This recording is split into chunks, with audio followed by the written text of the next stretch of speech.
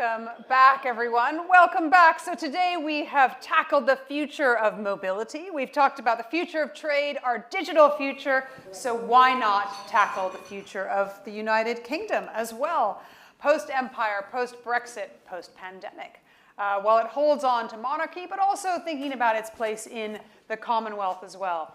We've got too many authors here on stage, so I can't quote any of you, but I was perusing my former professor Paul Kennedy's book on the rise and fall of great powers. Came across Napoleon's words, "My power depends on my glory, and my glory is on the victories I have won. My power will fail if I do not feed it on new glories and new victories. Conquest has made me what I am, and only conquest can enable me to hold my position." Where does that leave us? And then there was Henry Kissinger's comment that the beginning of wisdom in human as well as international affairs is knowing when to stop, right? So, what should the UK be doing more of now, and what should it stop doing? We have a fantastic panel. I'll give a more in-depth introduction to each of you in just a moment, but please do welcome Lord Jonathan Marland. We have Dr. Tristram Hunt. We have Baroness Usha Prashar here. Happy birthday, by the way. Yeah. The world knows now. And Honorable Dr. Shashi Tharoor, thanks very much for joining us. So, first question, very broad, but we'll ask for some pithy answers, and we'll just pick up the conversation as we go. What is your vision, Lord Marland, for Great Britain? How should it represent itself now? Well, I think it's much more important the Prime Minister has a vision for Great Britain than me, to be honest. And does he? And I'll take any suggestions on a postcard because I don't have them. But I think, broadly speaking, the Prime Minister's got to lay out a vision for the future of Britain. It needs to include how Britain are going to be 10% more competitive than Europe and America in terms of regulation, in terms of taxation, to make it a very good place to do business, to make a good place for trade. It has some fundamental good things about it, the Victoria and Albert Museum, of course, but it has a pretty secure, touch wood, environment. It has a very strong rule of law, and these are fundamental things for business people and for people coming to this country, not just business people, to do it. And also, we've got a fantastic cricket team, and we're going to beat the SHIT out of India on Friday. So I Fighting think, words. Sorry, that's too long. But I've said enough, I know. You're about to cut me off in my head. All right. Tristan, what would you add to that? What do you make of this phrase, global Britain? I like the phrase global Britain. I think Britain should have this sense of its kind of cosmopolitan place in the world. Britain has had a long trading and cultural history with many parts of the world, not least South Asia. I would agree with everything Jonathan says, and then I'd add the importance, along with the hard power that we're seeing at work supporting Ukraine at the moment, the importance of UK soft power. We are a very, very creative island, and whether it's music, whether it's drama, whether it's literature, whether it's museums, whether it's film, Britain has this great reach and strength. And my worry, sitting where I do at the Victoria and Albert Museum, is that policymakers don't give enough support to the long-term demands to kind of keep that going in terms of our education policy, that we have to keep that creative impulse at the heart of what we seek to do around the world, because we're very, very good at it. Interesting. So having promised to give you guys a longer intro, I completely blew past those, but so I'll come back to your longer intros in a moment. Honorable Dr. Shashi Tharoor, Member of Parliament for, here we go, I'm going to be able to say it, Thiruvananthapuram. Very good. Not bad, not bad. Third term in the Lok Sabha. Also former Undersecretary General at the United Nations and the author of many books, including Inglorious Empire, What the British Did to India. So not always shall we say you're a friend at times of the UK, or a critical friend. But tell us, what do you think your vision for Great Britain should be? Well, look, I mean, I think those who advocated Brexit had sort of two kinds of vision, both of which involved opening up Britain to the world, hence global Britain. One was the somewhat fatuously named Empire 2.0, which would have been a disaster since Empire 1.0 was such a bad idea in the first place. But the other was Singapore on the Thames. And I think Singapore on the Thames is still a rather nice idea, because if you can be this open economy with agreements, trade agreements with various countries and so on, and I like Tristan's soft power argument, the British Council should perhaps be given more resources along with the BBC to get some of that soft power out there. I can see a global Britain trading on equal terms with give and take with partners around the world. Interesting. So let's pick up on a couple of things, Baroness. So just to give you your full introduction, crossbench peer, House of Lords, director and chair of a variety of public and private organizations, and actually was the first chair of the Judicial Appointments Commission and sat on the Iraq inquiry. There was a mention there of promoting democracy. So I wonder what role, we have Ukraine at the moment, the war in Ukraine. Give us a thought on what role the UK can play in that sense. I mean, from my point of view, going back to the question about global Britain, and I will come back to the question of democracy, I think Britain has always been global. You know, seafaring nation, of course it had an empire, and post-Brexit, I think it's at a cusp in a way. You know, it's trying to define its role, what it needs to be, and I think the potential is phenomenal, because I think we've already heard the question of the soft power. I don't like the term soft power. Why is that? Because it's neither soft nor power, and I think it was invented well after Britain actually saw its soft power, because the British Council you mentioned was set up in 1934. It was to actually promote the soft power of UK. So I think Nye Bevan invented the word, and we sort of jumped onto it, but I think Britain had that vision in terms of its role going forward. And I think it has a real role to play in terms of connecting democracies, promoting its values and so on. But having said that, I do think that we are at a cusp. It could go either way, because you cannot promote values of democracy if you don't cherish them in your own country now. So I think our democracy does, in some ways, looks a little jaded at the moment. But I think we've got to make sure we sustain that, actually have that moral authority to have the convening power. Jaded democracy, Lord Marlin. And just to bring that, let me give you your full introduction. Chairman of Commonwealth Enterprise and Investment Council.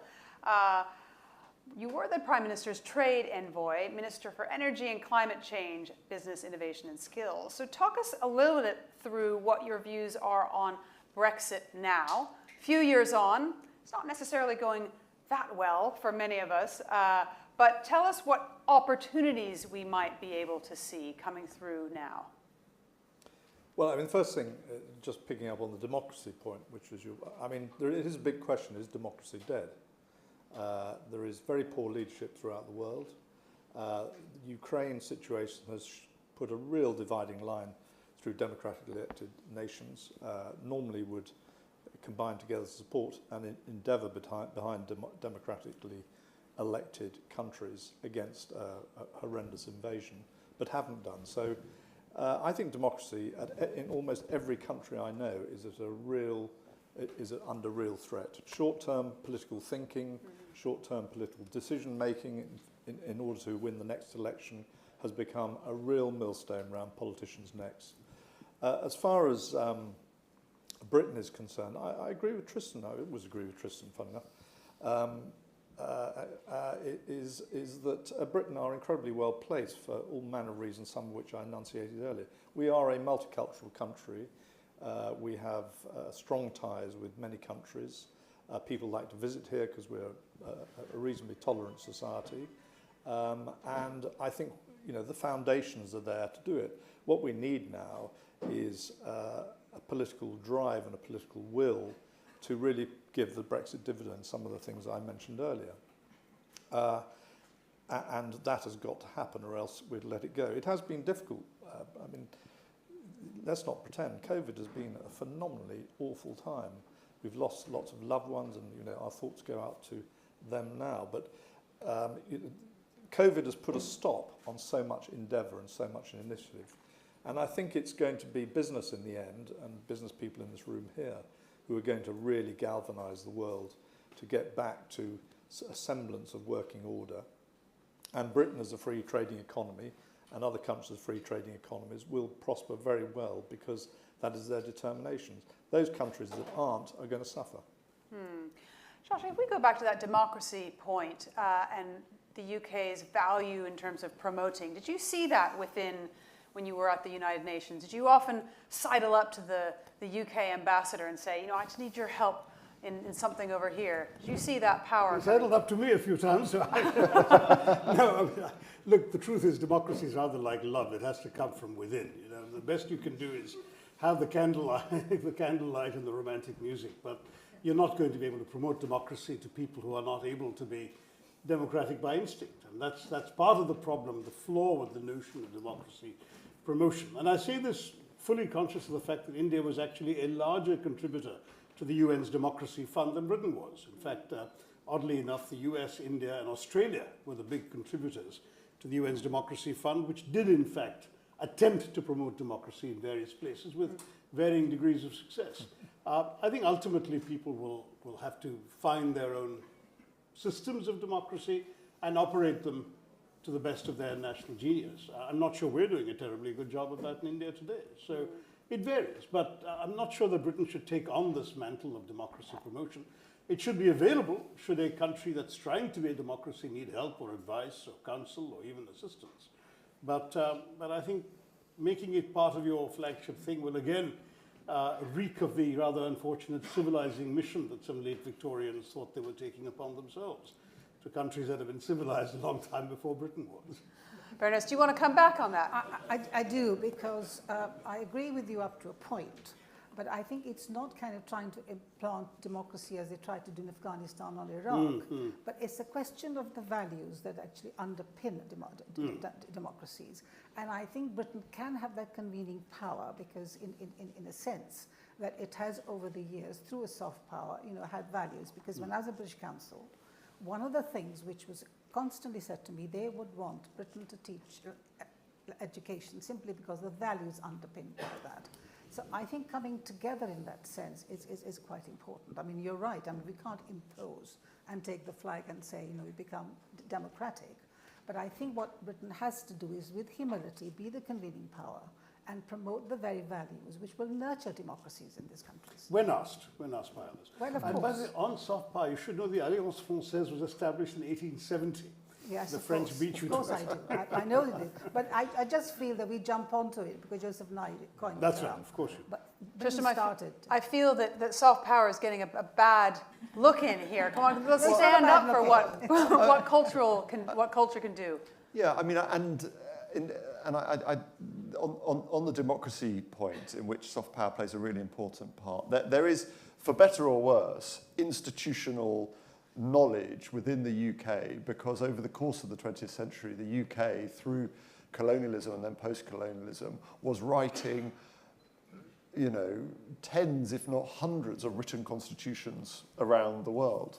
And they forgot to do one for the UK, but this was so. In terms of, as it were, civil society and structures connected to civil society, there's a prehistory there. But also, I think there's scaffolding that can be supplied for an ecology of democracy, and that's about free media, it's about free institutions, it's about well-functioning businesses, it's about the rule of law, it's about the judicial, and if you put all that in place, then you're giving democracy more of a chance. But we have to watch ourselves at the same time. We've seen what happened in America, where democracy, A, almost fell, and B, seems under a great deal of strain. And I think Jonathan's right. There's a kind of backwash against it at the moment. So without sort of overhyping the role of a museum of decorative arts, but the role of museums, whether it's the British Museum or the V&A or other institutions such as the House of Lords, are really important, because democracy is more than about a single vote at a single point. And that was always the kind of cancer of referenda, because they're incredibly divisive. They're sort of notion of a pure democracy, which then I think has terrible long-term consequences for the ecology of democracy, which we're dealing with, I think, in the UK at the moment. Anything to add there, Jonathan? Well, no one can add to a great voice like Tristan. Let's move on to a free trade deal. You've thought a lot and quite deeply about trade. What do you think, Lord Marland, that a free trade deal between the UK and India really needs to have in order to make a significant difference for how we reimagine the UK-India relationship? Well, it inevitably has to have a bold vision and serious trust on both sides. I'm very sceptical about trade deals on the whole. I advise the Prime Minister we'd never do a trade deal with America, which is going to be this panacea. Anybody who's dealt with the US FDA knows they're always going to try and better you, and we would inevitably come off worse from it. And I think that could be the problem with India. It's, you know, the principles. What are you worried about? Well, I'm worried about the Indians' approach to a trade deal. You know, I think the officials, the principals will, you know, grandstand and say we've done a great deal with India, and by the end of it, it'll be quite a narrow trade deal, which will be very complicated, and I'm afraid will end up in difficulties with the Indian bureaucratic system. Sorry to be frank about it, but that's just a point of view. So I think it's fraught with difficulties, and it's perhaps not the moment in time when it should be done. I think time needs to elapse where there's greater trust at a political level between both countries, and therefore there's much more positivity and an openness to it. Shashi, I'm reluctant to ask you to speak on behalf of the government of India, but since you're coming to us from India, what would you say in return? Are we going to see a disappointing free trade deal? I think Jonathan's skepticism is warranted in the sense that there has been a history of very protectionist approaches by the Indian government and the Indian bureaucracy, but we've been hearing some very positive noises from all those involved in the negotiations, both in Delhi and, as you saw today, right here. So people seem to be suggesting that some of the entrenched resistance is melting away. It's a challenge for another good reason, which is while, as we heard from the Diageo CEO, Britain has lots of whiskey and other goods to sell to India which could benefit from significant tariff reductions. India doesn't have that much more to offer Britain than Britain's already buying, and so what India can really offer is services, as people. And there the resistance here to visas, work permits and so on needs also to be overcome. So there's got to be a bit of give on both sides. And I think we may or may not be there. I think Jonathan speaks How do you from get experience. over that resistance? The visa issue is always going to occur on these things, and it's always going to be a problem. How do you get through that resistance, though? I mean, we Well, need you people know, here, India right? is a massive population. If you open the floodgates, this is the concern over here, and you know, a small island finds it very difficult to cope. It's perhaps a small island mentality. We employ Indians. We love working with them, and they're phenomenally hard working and etc. I employ an Indian any day because of that. So it's a shame that we don't have this freedom of movement, but you can kind of understand the government that of being cautious about it. What do you think, Baroness, that we could see from a wider cooperation between the UK and India? What would make a difference in a free trade deal? We know the concerns about visas. We know the concerns about bureaucracy and lack of trust. But what do you think would make a serious difference in order to make the relationship stronger? I think what we need to do is not just look at it in a transactional way, because when you look at a trade deal, it's not transactional. I think what we got to build is this trust and understanding, and obviously it's not something we can hark back to the imperialistic relationship that we had with India. India's moved on, UK's moved on, so we've got to create a new kind of relationship, and I think building that trust at people-to-people level, may that be through creative industries, through diaspora and so on, and I think building that kind of relationship is going to be quite important going forward, because if you make cultural links, you make people-to-people links, you really understand, and I think you understand modern India, then I think the trade deal will actually be easier to manage, because at the moment I think there's a lot of hype, people say the stars are aligned, and I'm not as pessimistic as Jonathan. I think we may get a kind of a broad outline of a free trade deal, but I think it's the details, the devil is in the detail. It's the details which will actually make the difference. But I do think that as two democracies, which are willing to come together, and geopolitically that relationship is very important. So I just think that we've got to look at it from that perspective. But I, for one, really think we've got to build that trust, and people-to-people relationships really has to underpin this. If you see it purely as a transactional relationship, it will not last. I think that's what happened in Europe, because, you know, in my work I did in Europe, Britain saw a relationship with the UK, with Europe, purely transactional. And they did not have that emotional commitment that the Europeans had post-war. And I think that's really what happened. You know, the break came. Can I just add to Sashi's point, which is a very good one, about services, because services aren't included in trade deals. And that is the big connection, connectivity, and works extremely well, doesn't it? So, I mean, that's a fundamental point. So there is a big trade deal with India. It doesn't need to be written down in paper because it exists. Tristram, how do you collaborate with museums in India? How do you, I imagine you don't need a free trade agreement to do that. Tell us how you collaborate and what you've seen as a result of that. Well, I think this is a really exciting moment for museums in India. I think there's a sense that, first of all, wealthy individuals now who historically have always supported schools and hospitals in their communities are now also thinking about collections, and they're thinking about museums. So there are more private museums operating.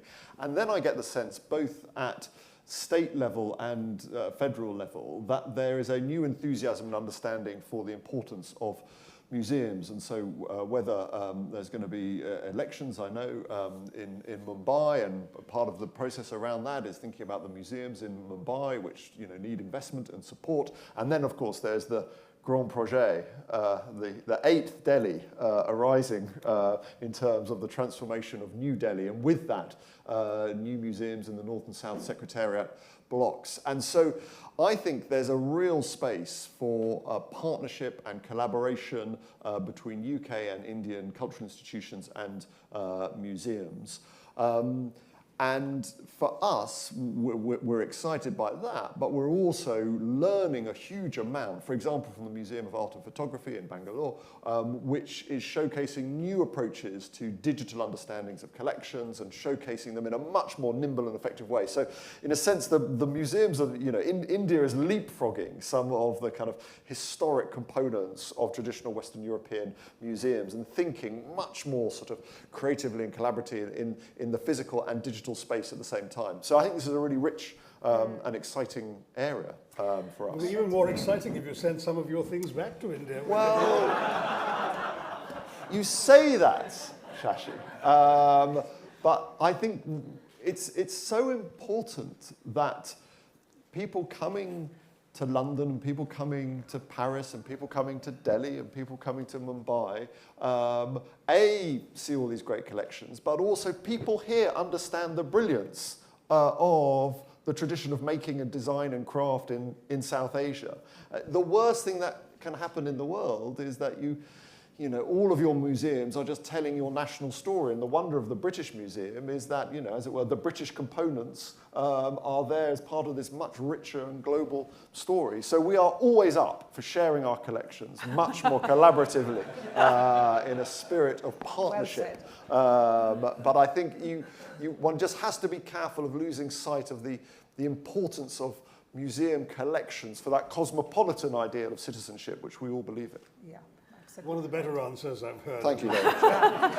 So we don't need. Not that I agree, I but absolutely agree with it. So we don't need to send the Kohinoor back. It's absolutely fine to watch. he's also look at got it here. Tipu Sultan's tiger mauling a British redcoat. Yes, the Tipu's tiger is a work of great wonder. But so Tipu's tiger is a very interesting object because this is an Anglo-French Indian object. That this is a wind-up wooden automaton commissioned by the great Tipu Sultan, Tiger of Mysore, depicting a British officer having his neck ripped open by a tiger, and the It's tiger rather is magnificent. sitting. Who here has seen it? Has everyone here seen it? You know what it is. It's rather magnificent. It's brilliant, but it's a story of the interaction between colonizing forces in South Asia, resistance to them, and then the organ within it is made by, we think, French engineers. So this is a cosmopolitan entity, which tells these Which global reflects stories. Indian cosmopolitanism at its finest. Exactly. And therefore belongs where Tipu Sultan had it to show visitors. But there's a very strong case. We get equal representation from citizens and activists in Pakistan, that it should be in Pakistan, not... you see? Sorry, Tipu Sultan is several thousand kilometers away from Pakistan. I know, but you see, these objects have complicated lives. No, not this particular object, I can assure you. Baroness, you agree, though, that the objects should stay here? Well, what I agree with is this cosmopolitan space, because I think we need to move on from this debate, because I think what Tristan was saying earlier, it's this better collaboration and it's mutual learning which is now taking place. You know, I mean, what you were saying in terms of the learning you're taking from the museum in Bangalore. So I think from my point of view, it's very important that we actually broaden the debate, and the time has come for collaboration, cosmopolitan approach. You know, we can have fun in terms of saying, you know, let's send these things back, and, you know, we can laugh about these things. But I just think we got to move the debate on, because the artifacts, as you say, have a long history. And to me, the fact that Kohinoor is where it is, you can tell the history when people come. It stays there. And it only when we had the Platinum Jubilee celebrations, there was a program on BBC, and they took the whole history of the Kohinoor. So it actually was explained why it's there, and it needs to be there. And I think the same needs to happen others, because otherwise... I mean, Shashi, I can see you squirming in your seat to get in there. It needs to be there as sort of, you know, there it is, an object of theft sitting in the place where the burglar put it. Precisely. To my mind, that's why it's here. Precisely. And so when you go to the Tower of London and you see it there on It's the there. Queen Mother's tiara, you realise that this is the absolute Absolutely. symbol of British colonial loot. Well, exactly. That's why it sits where it doesn't belong. So the point is, why do you want to send it back? It tells the story. No, If you told that story with it, yes. Because if it goes back, you know, you will not be able to tell the story of colonialism. But the problem is it implies you're saying to these Indians, you know, come and see what our grandparents stole from your grandparents. But precisely. I mean, that's essentially... Precisely. And you charge them money for it, too. It's not easy to get into the Tower of London. Maybe we can waive the fee. We're waiting on our idea. I wanted to make sure we entertained with this particular debate. So, but I want to come back, Lord Marlin. Let's think about the Commonwealth, because we've really touched on empire here. What role does the Commonwealth play now? What role should it play? Well, the Commonwealth is at a crossroads because several things. UK government has not funded the Commonwealth institutions during their term in office. They've spent quite a lot of time battling to change the Secretary-General, which has not been successful. In the old days, the Commonwealth would have come together with one voice, and it certainly hasn't done over things like Ukraine. It's becoming less. We've just had two new countries join, Togo and Gabon, which are sort of kind of outside the Commonwealth family, in that your first language was always English, was one of the reasons for being in the Commonwealth, that you had connectivity through that. Neither Gabon or Togo fit into that. I welcome them, of course, because it's more countries for us to benefit from. But it is at a crossroads, underfunded institutions, too much of a talking shop, not enough action. I accept my own organisation, which is thankfully going from strength to strength because people still believe in trade. And I'm afraid to say India is not coming to the party as it should do to really make it work. The Commonwealth could be a really good buffer to the Chinese invasion, as I've said, commercial invasion, I should say. We have been asleep on our watch in terms of Commonwealth countries allowing China to start to dominate them, both commercially and through accessing their resources. Could there be a Commonwealth free trade area? There could. It would be at different levels, in that, you know, not every Commonwealth country is a free trade country. But you could start a Christmas tree of, say, 10 Commonwealth countries who believe in free trade and want an open free trade, and let other countries of the 56 join when they have adopted it. I mean, we now have Rwanda, a free trade company, Botswana, Namibia, of all adopting free trade. There's a African free trade agreement which has happened unbelievably quickly and is so exciting. But having just come back from chairing the Commonwealth Business Forum in Rwanda, it was very disappointing that there were very few Indians there, a couple of handfuls. There were 1,700 people. All of Africa was there. What an opportunity. A lot of British, I'm glad to say. And it was a terrific event. I mean, it's very rare that you get 20-odd heads of state, royal family, 1,700 delegates from 62 countries, president of FIFA, chairman of the World Bank, a World Health Organization, the African Development Bank, the African Export Bank, 20 heads of state, multimillionaires, billionaires. I mean, there are only 2 forums in the world that can attract this, and the Commonwealth still does it. And I really do think, message back to home, for those of you who've come from India, that you should be attending events like that. It is bereft without you, because India is represented by people in all of Commonwealth countries. They have lots of businesses in them. Right. They bring dynamic and change to all those countries, as you do as people. Okay. And we need you to engage. Sorry. No problem. Final one thing, one word to describe what you believe Great Britain should be, Baroness. I think Britain can be very innovative. Its strength is its being eccentric. Okay, but that's 2 words. With enormous potential. Okay, that's 3 words. So Shashi. rather like Singapore on the Thames. I think it should All really right. open up to the rest of the world, connect in all sorts of ways as Singapore does. Tristram? Generous. Okay. 2 Lord words, global centre. All right, let's give them a huge round of applause. There's one of them-